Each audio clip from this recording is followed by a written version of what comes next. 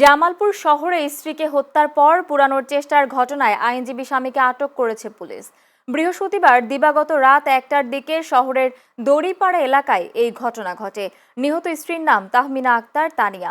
স্বজনরা জানায় তিনি তাহমিনা 2 সন্তানের জননী এবং তার স্বামী হোসেন তাইফুর সুপ্রিম কোর্টের আইনজীবী।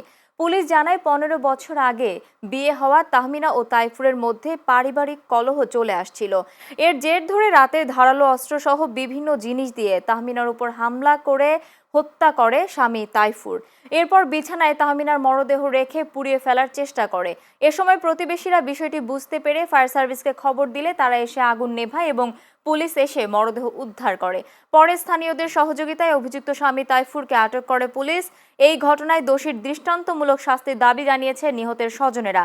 অতিরিক্ত পুলিশ সুপার সদর সার্কেল ইয়াহিয়া আল মামুন জানান, অভিযোগের ভিত্তিতে তদন্ত করে আইনি ব্যবস্থা গ্রহণ করা হবে।